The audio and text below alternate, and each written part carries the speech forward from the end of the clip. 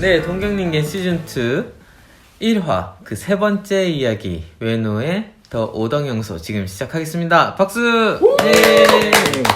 네, 건축을 좋아하는 건잭입니다. 중년 오덕 외노입니다. 카나가와 현민 제이콘입니다.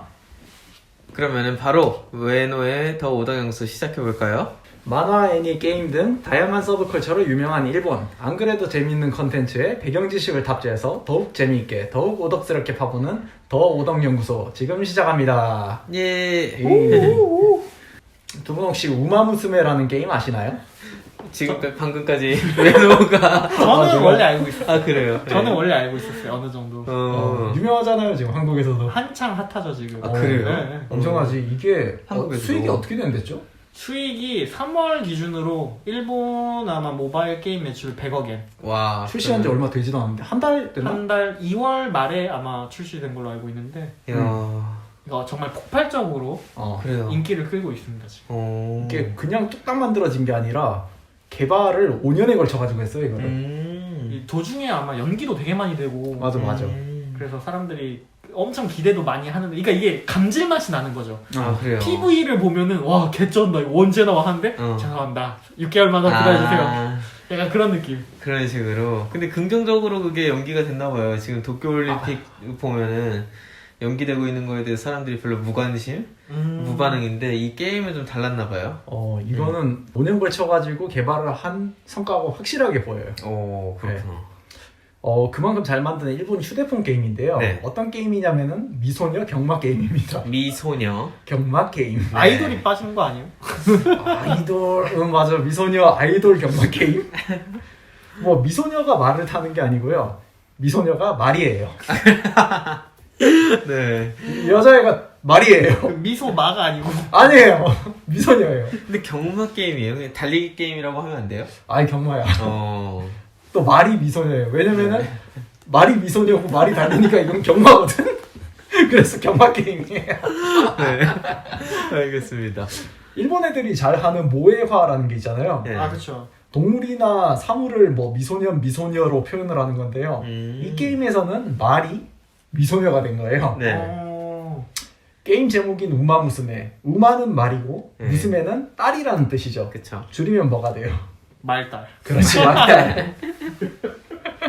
뭔가 이상하죠? 게임 컨셉도 되게 해괴해요. 그리고 일본 이름도 해괴해요. 근데 해보면 이게 장난 아니야. 되게 재밌거든? 그래요. 아직 한국에 정식 출시도 안 됐는데 이거 하고 있는 한국인들이 되게 많아요.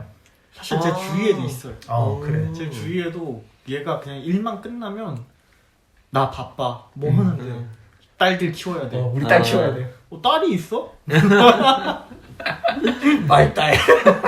또 한국에 정식 출시가 안 됐다는 거는 뭐 일본어 버전으로 한다는 건가요? 그쵸. 번역이 안 됐어요. 근데 네. 일본 서버에서 다운을 받아가지고 일본어로 플레이를 하는 거예요. 그분들이 다 일본어를 알 리가 없잖아요. 네. 그럼에도 불구하고 이걸 할 정도면은 이 게임이 심플하구나. 얼마나 재밌냐, 그쵸. 얼마나 재밌고 작품성이 높은지에 네. 대한 반증이죠.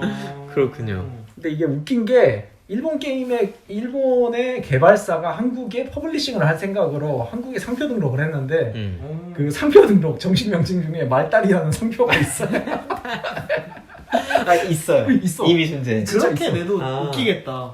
그렇게 난 기대하고 있어. 네. 아무튼 그런 기대인지는 모르겠지만 그렇기 때문에 한국 플레이어들은 이 게임을 말딸이라고 부르고 있어요. 그렇구나.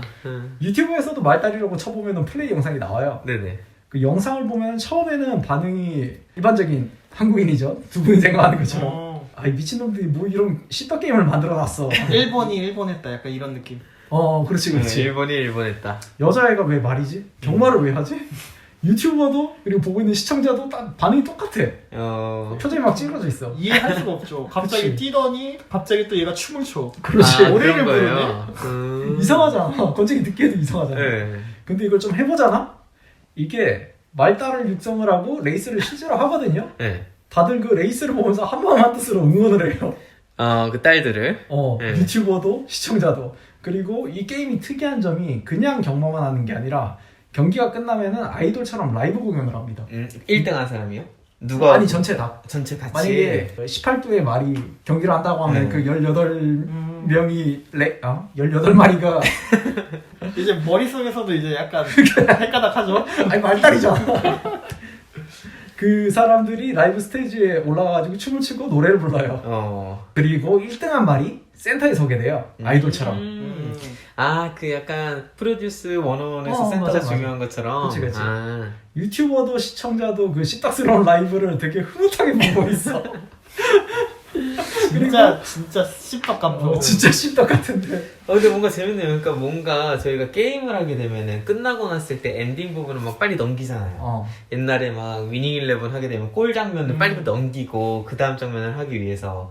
근데 여기서는 그 공연 퍼포먼스를 다 보나 봐요. 보게 돼. 왜냐면 내 딸이거든.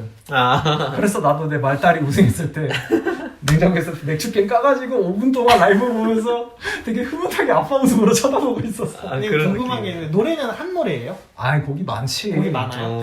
그렇게 아마추어틱하잖아. 5년을 개발했다고. 아 그래요? 제가 신뢰했네요. 그렇지. 근데 노래가 많다는 거는 제가 설정을 할 수 있는 거예요? 노래를? 아니 컵이 여러 가지가 있어요. 실제로 일본에서 실시되고 있는 그 경마 컵들, 우승 그랑프리 뭐 이런 것들이 있는데 그 경기 하나하나가 끝날 때마다 노래가 새로 나와요. 거기에 이제 센터로 쓰냐 안 쓰냐. 그렇지. 아. 내 딸이 노래를 부르냐 안 부르냐. 아. 카메라에 얼마나 잡히냐. 그렇구나. PD네요, 어떻게 보면. 그렇지. 네. 제가 알기로는 이게 풀보이스로 돼 있어가지고 풀보이스. 그쵸. 말들마다 다 녹음이 되는 걸 알고 있는데 맞아 맞아. 그럼 노래도 만약에 1등을 하게 되면 내 딸의 목소리로 노래를 해요. 목소리 설정이 가능해요. 그 성우가 그러니까 성우들이 다 노래를 다 불렀다는 뜻이죠? 그렇지. 우와 미쳤다 진짜. 5년 개발이라니까. 이 게임이 대단한 점은 씹덕뿐만이 아니라 실제 경마를 하던 아저씨들까지 타겟으로 잡고 있어요. 게임에서 사용하는 용어나 표현, 시스템들이 실제 경마에서 사용하고 있는 것을 차용해 왔습니다. 네네. 저도 가끔씩 경마장에 놀러가서 배팅을 하고는 하는데 게임에 상당히 빠른 시간 안에 익숙해지더라고요. 게다가 등장하는 말달들은 실제로 존재하는 경마들을 모델로 해서 만들었어요. 실제 말들도 다 성격과 스타일이 달라서 이거를 모해화시켜가지고 기존의 경마 팬들이 이입하기 쉽게 말달로 만들어놨어요. 실제로 골드십이라는 유명한 말이 있거든요. 네. 얘는 성격이 더러운 데다가 게으르고 관종기가 또 다분해요. 근데 얘가 유명한 이유는 경주마로서 인류이기 때문이에요. 인류는 뭐 빠르다는 거죠? 약간 그 힘순찜? 약간 힘을 숨기고 있다. 평소에 그렇지, 힘을 힘순찜. 숨기고 있다가 스타트 라인에 서면은 막 발길질을 해. 네. 나 발길질 하면서 싫다. 기수 떨어뜨리려고 막 이래. 달리기 싫다. 막 신경질 부리고 안 해 이러다가 지가 뛰기 싫으면 제대로 뛰지도 않는 게 부지기수인데 한 번은 경기 중에 꼴찌로 달리고 있었던 골드십이 아웃코스로 나간 적이 있어요. 그러니까 인코스 안쪽으로 도는 게 아니라 최단 거리가 아니라 이제 그치 관중석 쪽으로 가까이 붙는 거야. 사람들이 왜? 이 새끼 왜 이러지? 이러지. 근데 알고 보니까 기수가 이 새끼의 관중기를 자극을 하려고 일부러 관객석으로 가까운 곳에 달리게 한 거였어요. 거기에서 자기 응원을 들은 골드십이 갑자기 쭉쭉 치고 나가더니 1등을 했던 게 실제로 있었어요. 와. 일단 능력은 되는 말이네요. 그렇죠. 네. 근데 이런 말들이 이런 만화 같은 에피소드가 수두락한 말이 이 골드십이라는 경주마인데 게임에서는 얘를 미소녀로 표현을 했어요. 그리고 성격이 똑같아요. 그 실제 말과. 트레이닝을 시켜도 금방 의욕이 없어져가지고 제대로 훈련도 안 하고 컨디션 최고로 찍어가지고 레이스에 내보내도 갑자기 꼴찌를 하다가 근데 막판에 치고 올라와가지고 1등을 딱 까먹어. 이거 보고 있으면은 원작의 경마 팬들도 이게 팬이 안 될 수가 없단 말이야. 매력이 있구나. 네. 그러니까 자기가 알고 있는 다른 말들도 가지고 싶어지죠. 막 내가 원래 좋아하던 다른 말이 있어. 그럼 나 이거 가지고 싶어. 그러면 게임에서도 내가 가지고 싶어지지. 근데 문제는 다른 말을 가지려면은 뽑기를 해야 돼요. 뽑기. 가차라고 하죠. 네. 골드십은 그냥 주어지는 거예요? 골드십은 기본 말이에요. 별 2성이야 의외로. 무료로도 가차는 가능한데 결국은 확률 게임이래 가지고 뽑아봤자 별 하나짜리 잘하면 2개짜리거든요. 자 그럼 어떻게 해야 될까요? 돈을 많이 써요. 그렇지. 유료 가차를 돌려야 돼요. 나올 때까지 써요.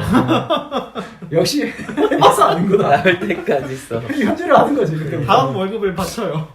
맞아요. 네, 오늘 이야기할 주제는 요 가차 확률형 아이템 이야기입니다.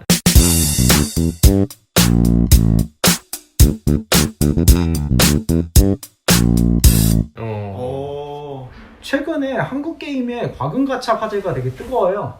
가령 이런 거예요. 제이쿤이 게임을 하는데 어떤 아이템을 가지고 싶어. 그죠. 내지는 지금 가지고 있는 아이템을 강화를 하고 싶어. 근데 이게 10,000원, 20,000원 해가지고 정해진 금액이 아니라 확률이에요. 4,000원 내면은 뽑기 한 번 하게 해주지 하면서. 근데 봐봐요. 구매 내지는 강화 성공 확률이 30%야. 네. 그러면은 3번 돌리면은 한 번은 어딘가 해가지고는 성공한다는 뜻이잖아요. 그죠. 재수 좋으면은 4,000원으로 때울 수도 있어. 원래는 10,000원으로 사야 되는 거를. 네. 그러면은 한번 돌려보고 싶잖아. 그죠. 이럴 때 게임 회사에서 제공을 하는 30%라는 성공 확률은 판단의 지표가 되죠. 그쵸. 돈 문제니까 되게 민감하게 따져가지고 판단을 하게 되잖아요. 근데 한국의 몇몇 게임들에서는 이런 확률을 고지를 하지 않거나 알기 어렵게 하던가 아니면 아예 잘못된 정보를 주고 있었다는 게 지금까지의 문제점이에요. 이런 문제점에 대해 가지고 옛날에는 게임에 대해서 불만이 있더라도 애정으로 참아가면서 현질을 하던 유저들이 이제는 직접 행동을 하기 시작한 게 현 상황이죠. 그쵸. 저도 제가 알기로는 그 이번에 리니지 모바일 쪽에서 크게 사건이 터져가지고. 네, 맞아요.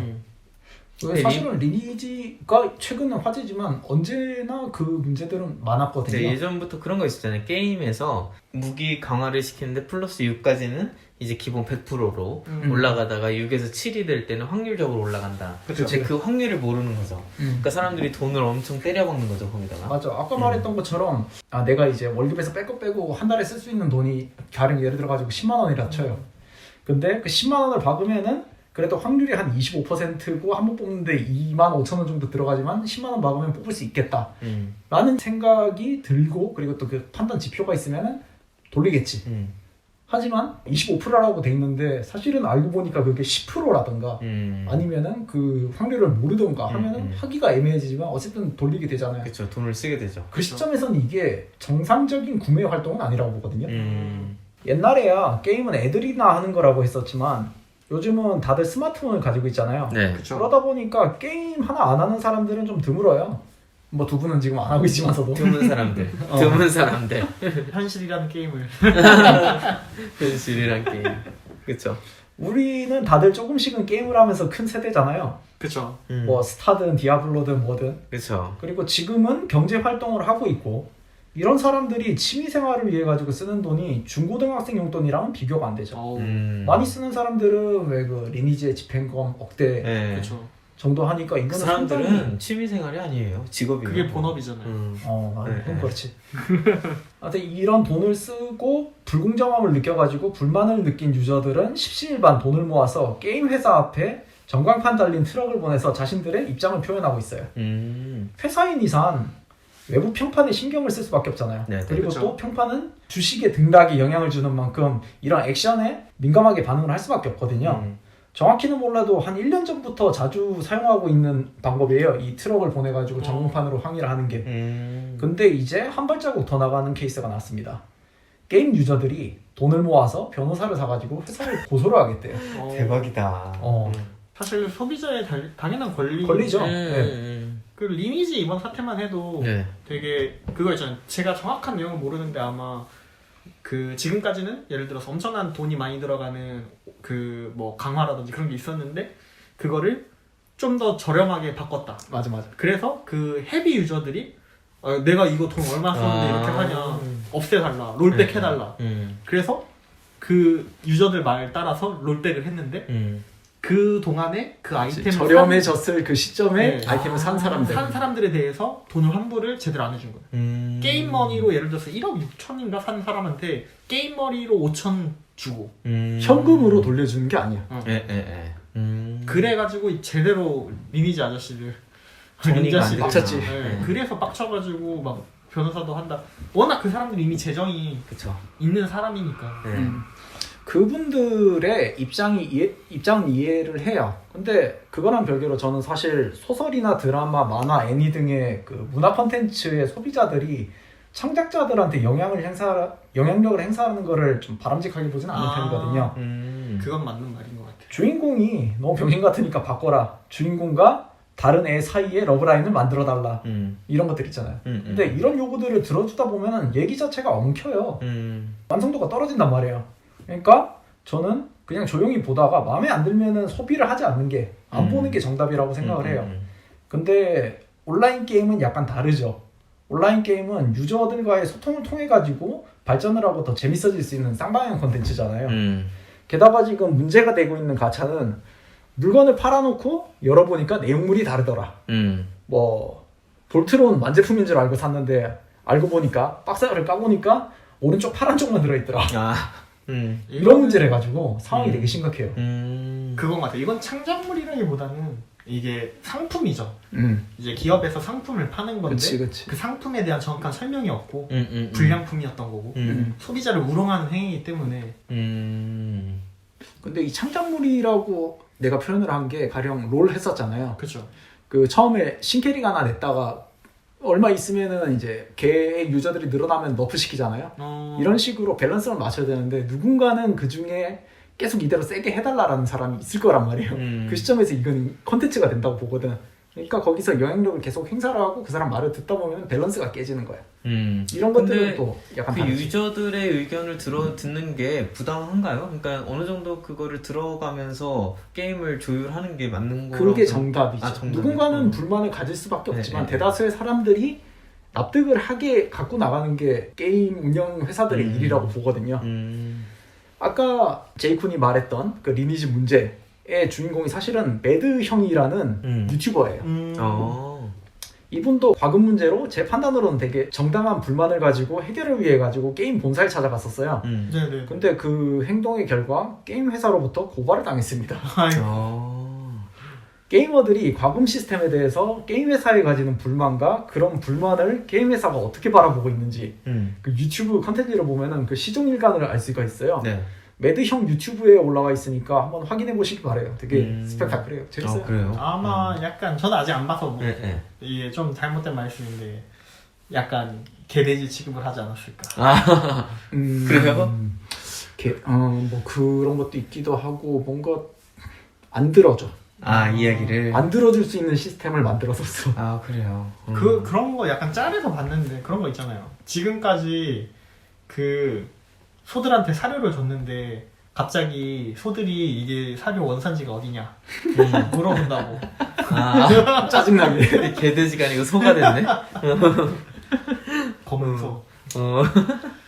여기까지가 현재 한국 상황에 대한 이야기였으니까요. 네. 다시 말달 이야기로 돌아가 볼게요. 네, 말달 잊고 음악 있었어요. 없으네. 네. 아까 말했던 지랄말 골드십은 사실 기본으로 주는 이성짜리 말이에요. 네.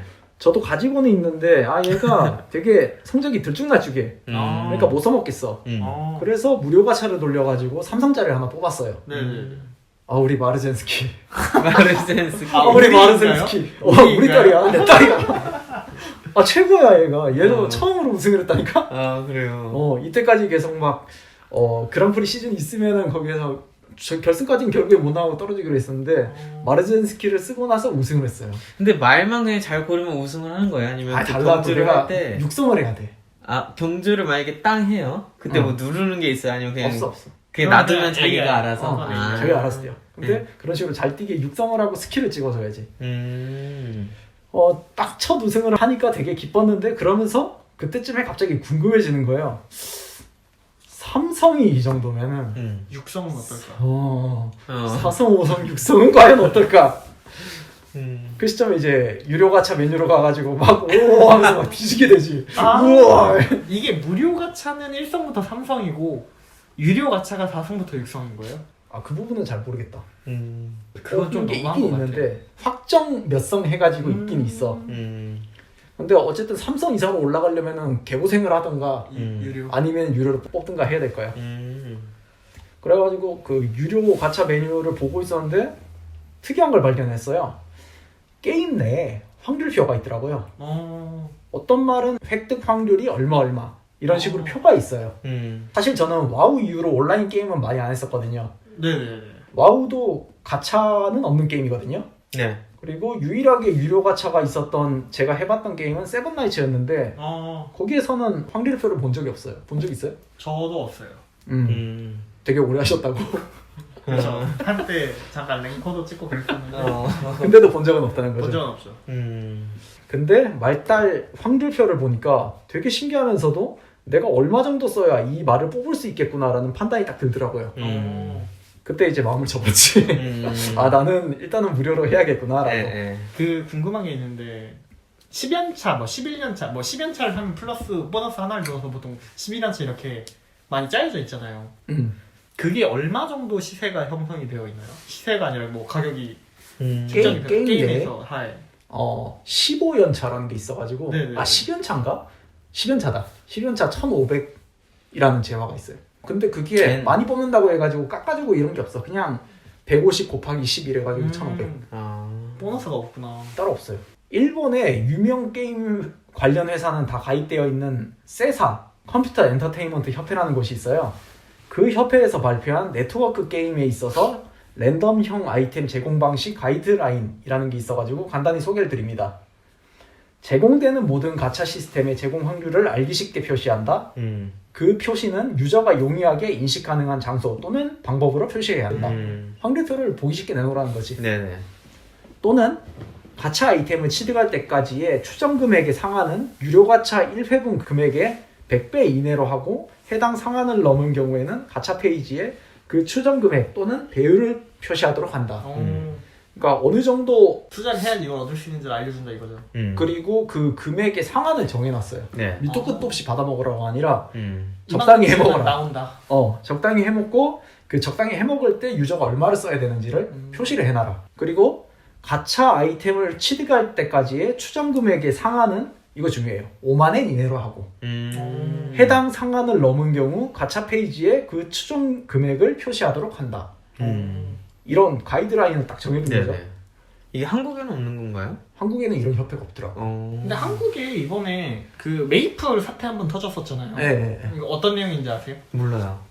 그 메이플에 아마 아이템에 옵션을 넣는 게 3개까지인가 옵션을 추가로 넣을 수 있는 건가 뭐 그런 거 이게 있었는데 이게 좋은 옵션, 그러니까 3개를 넣을 수 있잖아요. 그러니까 좋은 거를 넣고 싶은 거죠. 근데 꼭 좋은 거 나쁜 게 되는 거예요.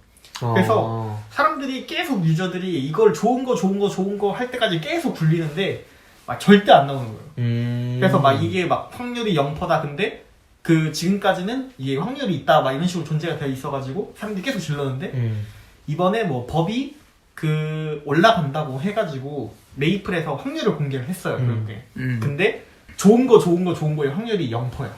헐. 아예 존재하지 않는 조합이었던 거죠. 그게 이 가이드라인에 또 비슷한 게 있어요. 내용이. 마지막인데 가챠 레어 아이템의 제공 확률의 상한과 하한을 표시한다. 하한을 표시를 해야 돼요. 0.005라고 하면 그게 상한이죠. 그러면 뭐 0.005의 확률이 있겠구나라고 생각은 하지만 이게 0%일 거라고 생각은 하잖아. 근데 0%라고 하면은 그거를 표시를 하도록 가이드라인이 제시가 되어 있다는 거죠. 이게 상당히 중요한 것 같거든. 그쵸. 중요하고 당연한 거라고 봐요. 어떠세요? 제가 듣기로는 상당히 알기 쉽고 양심적으로 보이거든요. 저도 그렇게 생각이 들어요. 일본의 경우에는 지금 그 컴플리트 가챠가 없죠. 네. 없는 상황이죠.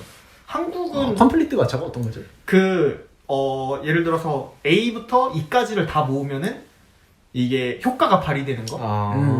그게 컴플리트 가챠라고 했던 것 같은데 이게 한국은 없어졌나 안 없어졌나가 제가 확실히 모르는데 일본은 없어졌다고 들었거든요. 그래서 그런 것도 아마 조항에 있지 않을까 그렇죠. 생각을 했었는데 몰라 그건 잘 있을지도 모르겠네. 근데 약간 이게 일본이 먼저 이런 식으로 가챠가 아무래도 한국보다 일본이 먼저 나오게 되니까 일본에서 먼저 시스템을 많이 만들어 잠시만, 한국보다 일본이 먼저. 그러니까 가챠라는 게 한국보다 일본에서 먼저 나온 거잖아요. 아닌가요? 그 부분 좀 이따 얘기할게요. 아 그래요? 그래가지고 일본에서 먼저 그런 기준 같은 게 많이 빨리 설립이 되고 그게 나중에 한국으로 들어온 것도 있고 그러지 않나 그런 생각을 해봤습니다. 아무튼 이런 가이드라인이 있어 놓으니까 유저들이 되게 납득을 하고 돈을 쓸 수 있게 되잖아요. 그쵸. 일단 제로는 아니다라는 거를 본인이 확인할 수 있으니까. 그쵸? 내가 오늘 모야시를 먹으면서 8만 원을 갖다 바치면 원하는 무스메를 얻을 수 있겠다. 그렇지. 8만원짜리 모야시는 저거는 내가 먹을 수 있겠구나. 모야시는 숙주. 물론 방금 말씀드렸던 거는 어디까지나 가이드라인이니까 강제성은 없거든요. 그리고 가챠 시스템을 가지고 있는 모든 일본의 게임이 저 가이드라인에 따르고 있을지도 또 모르겠어요. 근데 게임 업계에서 큰 존재감을 가지고 있는 협회가 저런 가이드라인을 제공을 하고 있다는 것 자체는 전 상당히 고무적으로 보거든요. 마지막으로 재밌는 얘기를 하나 하자면은 가차라는 말이 일본어잖아요. 네. 그쵸. 뭐 외래어라고 해도 될 정도로 널리 이용되고 있는데 한국에서 이 가차 시스템을 일본 게임 시장에 최초로 도입한 게임이 뭘까요? 최초로 도입. 아 이거 어려운 문제인데요. 힌트 뭐? 없나요? 힌트? 네, 힌트를 주세요. 힌트 저도 힌트? 모를 것 같은데. 둘 다 알고 있는 게임. 아, 그래요? 어. 가차 시스템? 가차 시스템 맨 처음에 적용한 일본 게임. 아니 일본 게임 시장에 최초로 도입한 게임. 제가 알기로는 가차 그거 뽑기 아니에요? 뽑기? 가차뽕에서 나온 거. 응. 그렇지 거기에서 온 말이지 뽑기라는 네. 게. 세븐나이트? 아닌데? 아우. 일본 위키피디아에 따르면 네. 2004년 4월달에 시작한 메이플 스토리 일본판이 아. 최초 사태라고요. 아 역시 여기서 우리 K K. K 게임. 그 K. 음. 일본어로 역수출하는 K 가차. 아, 또 뽕 차오르네. 어마어마하네요. 가차 시스템의 존재 의의 자체가 뭘까요? 당연히 비즈니스 모델, 돈벌이잖아요. 그렇죠. 뻔뻔이죠. 그리고 기업이 돈을, 이윤을 추구하는 거는 아무런 문제가 없지만서도 세상에는 상도라는 게 있잖아. 아니 개인과 개인의 관계든 회사와 개인의 관계든 한쪽의 일방적인 입장만 내세우면 그 관계가 건강하겠어요? 그쵸. 트럭 시위에서 집단 소송까지 문제가 커지고 있어요. 만약 한국 게임 회사들이 진심으로 개가천선하고 일본과 같이 협회를 만들어서 가차 확률형 아이템 운영을 투명하게 하기 시작한다고 해서 이 모든 일이 해결될까요? 저는 안 된다고 보거든요. 이미 많이 신뢰 관계가 무너진 것 같아요. 맞아요. 거기다가 이미 한국의 게임 소비자들이 행동하는 법을 배웠어요. 행동하는 법이 뭐예요? 아까 말했던 트럭을 보낸다든가 아, 아니면 소송을 하는 그런 거? 아니면은 그냥 한국 게임을 안 하고 요즘에 원신이라는 게임 중국 거 짝퉁 젤다 라든지 아니면 예전에 소녀전선이라든지 아니면 붕괴3 뭐 그런 그 중국산 게임이라든지 아니면 일본 거 이번에 우마무스베처럼 아니면은 페이트 그랜드 오더 같은 것도 일본 서버를 한다든지 그런 식으로 한국 유저가 외국 게임을 외국한테 이제 한국 더 이상 그 넥슨이라든지 NC라든지 이제 믿지 못하겠다. 네. 거기에 소속되지 않겠다. 응. 거기에 구렁텅이에 빠지지 않겠다. 뭐 돈을 안 갖다 바치겠다. 그렇죠. 그렇죠. 네. 그러면 결국에는 이제 한국 게임 산업이 무너지는 건데 네. 그런 점에서 게임 업체들은 좀 각성해야 되지 않나 생각을 하네요. 좋은 쪽이든 나쁜 쪽이든 앞으로 유저들은 자신의 의견과 입장을 게임 회사들에게 표현 또는 강요를 할 거예요. 근데 이거는 지금까지 상도를 무시하고 가챠 시스템으로 꿀을 빨아온 게임 회사들의 잘못이에요. 맞아요. 그 벌은 받아야 돼요. 부디 달게 받으시기 바랍니다. 확실히 그런 부분은 있는 것 같아요. 이 지금 얘기를 들어보니까 게임 회사가 갑이고 유저들이 을이 된 느낌이 들어요. 그러니까 우리가 펼쳐놓은 생태계에 너네들이 들어와서 돈 퍼퍼 이런 느낌이 좀 드는데 사실 어떻게 보면 소비자들이 갑이잖아요. 우리가 돈을 쓰는 입장이니까. 그렇죠. 네. 그러니까 이 사람들에게도 좀 더 특별한 그리고 이 사람들의 욕구를 더 충족시켜줄 수 있는 제도라든지 가이드라인이 제시된다면 사람들은 다시 돌아올 거라고 확신해요. 게임을 좋아하니까 사람들은. 난 모르겠어. 신뢰관계가 이미 무너져가지고. 그렇군요. 세상에 여러 가지 게임이 있는데 굳이 한국 게이머들을 호구로 봤던 한국 게임을 하고 싶어질까? 난 모르겠네. 맞아요. 이 그 깊어진 감정고리라든지 무너진 신뢰관계가 회복되기에는 좀 많은 시간과 노력이 필요할 것 같아요. 게임 회사의 게임성도 담보가 되면서 그 가차도 납득이 될 수 있을 만한 이게 이 정도 돈을 쓸 만한 가치를 가질 만한 상도지 상도. 네. 근데 저는 오늘 이 이야기를 듣는데 와 유저들이 엄청 똑똑해졌구나라는 생각을 했어요. 옛날에 이제 그냥 우리가 게임을 할 때 단순하게 게임을 하잖아요. 그 생태계에 그냥 들어가는 것 뿐이에요. 뭐 거기에는 이런 확률성을 찾아서 뭔가 한다든지 뭐 이런 경제 논리에 따른 뭐 돈에 관련된 거를 막 따라서 한다든지 이런 것까지는 별로 안 했던 것 같아요. 그냥 그들이 만들어 놓은 거를 내가 할 뿐이다. 그리고 내가 거기서 재미를 좀 느끼고 나올 것이다. 근데 요즘에 그냥 이런 유튜버들이 하는 거나 좀 유명한 게이머들이 하는 걸 보면은 이게 규모가 장난 아니구나라는 생각이 들면서 그 돈적으로, 금전적으로. 특히나 모바일 게임이 그쵸. 그러다 보니까 이게 단순히 넘어갈 문제가 아니고 그러다 보니까 전문성을 가진 게이머들이 생기는 거 아닌가라는 생각을 좀 해봤어요. 게이머들이 여러 가지 불만을 갖고 있는데 그 중에 제가 좀 인상 깊게 들었던 게 게임 회사들이랑 이러한 문제들에 대해 가지고 얘기를 해보잖아요. 이분들은 그 회사에서 만든 게임을 되게 좋아하는 사람들이에요. 좋아하기 때문에 이 게임을 즐겁게 하기 위해서 계속 유지시키기 위해 가지고 노력을 하고 있는 거예요. 이건 노력의 일환이에요. 그냥 무조건 내 하는 말 들어라, 게임 이렇게 해달라가 아니라 나는 이 게임을 좋아하고 앞으로도 다른 사람들이랑 같이 하고 싶으니까 이렇게 바꿔주세요 라고 하는 건데 실제로 게임 회사들이랑 얘기를 해보면은 게임 회사 직원들은 이 게임 자체에 별 관심이 없다. 그냥 순수하게 비즈니스 모델 중에 하나다. 위에서 만들라고 하니까 만들었고 하는 느낌을 받으니까 뭐라 해야 되나, 박탈감이라고 해야 되나, 좀 배신감이라고 해야 되나, 그런 것들을 느낀다고 하더라고요. 그리고 아무래도 거기 그러니까 뭐지, 그 유저 간담회라든지 그런 거를 많이 개최해달라고 하잖아요. 거기에서 이제 유저 쪽에서는 당연히 게이머들이 오는데 그 이제 기업 쪽에서의 대표들은 담당자가 오다 보니까 진짜 게임의 프로듀서라든지 그런 메이커 하는 사람이 아니라 그냥 관리하는 사람들. 예를 들어서 그 게임 제작사랑 게임 퍼블리싱사가 따로 있었으면 퍼블리싱사가 나와서 얘기를 하는 격이니까 약간 거기서 언매치가 이루어지는 게 아닌가. 그럴 수도 있겠네요, 진짜. 공감을 해주면 이제 게이머들도 어느 정도 이해를 하지, 게임 회사들이. 근데 그게 아니니까. 그렇군요. 뭐 그렇습니다. 알겠습니다. 재밌게 들어봤습니다. 앞으로 또 외노가 어떤 게임을 갖고 올지가 좀 궁금하네요. 당분간은 우마무스메지 않을까. 우마무스메. 최근에 몬스터 라이즈를 시작을 해가지고. 알겠습니다. 재밌게 들어봤습니다. 그러면은 이것으로 외노의 더 오덕연구소 마치도록 하겠습니다. 지금까지 건쟁이 외노 제이큰이었습니다. 다음 시간에 만나요. 안녕. 안녕.